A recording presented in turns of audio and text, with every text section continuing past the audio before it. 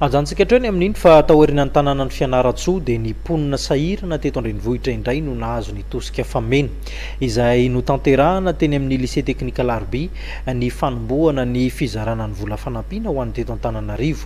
Nitarika izany moa ary nizara izany ny filoham-pirenena sy ny ben'ny tanàna n'Antananarivo renivohitra araka izao fanampanazavana.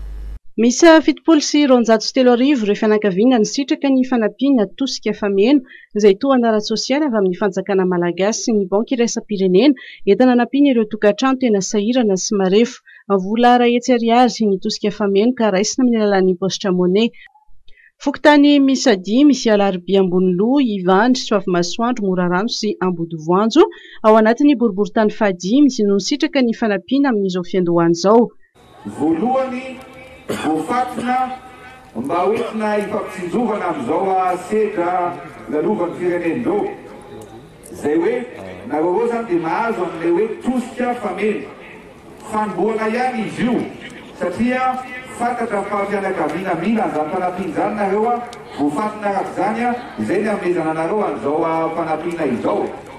Ny ao anivon'ny FIDA no nisahana ny fifantenan'ireo olona marefo azo ny tosika fameno. Fandarana asan'ny fitondram-panjakana ity zany dia nisy ny fanentanana hoe izahay mahatsapa ny tena no marefo ny tokantrano dia ny ankaviana andeha soratra anarana izay ilay natao hoe pré-enregistrement izay teto amin'ny toerana ity ihany natao. Ka rehefa azonay zany ilay valiny fanadihadiana natao tamin'ilay tokantrano dia miditra ao anatina système de traitement informatique dia tsisy tanan'olombelona mikasika mihitsy ilay anarana sy ny mombamomba azy fa tonga dia ny lista no mivoaka ary voalahatra.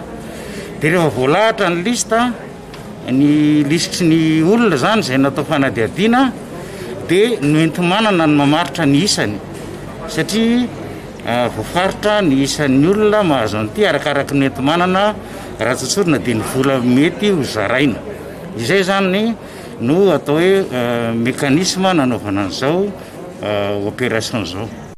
Nahatratra 507 ny soratra anarana ho an'ny boriboritany fahadimy ary ny 509 ireo no voafantina nahazo ny tosika fameno. Voafidy tsinjara ny fandoavana ny fanampiana ny fianakaviana sahirana vokatry ny Covid-19 ny postra malagasy. Marina fa misy 709 sy 7 sy iray hetsy sy tokantrano no misitraka ny tosika fameno eto Antananarivo, Toamasina sy Fianaratsoa izay toerana voakasiky ny fioboana.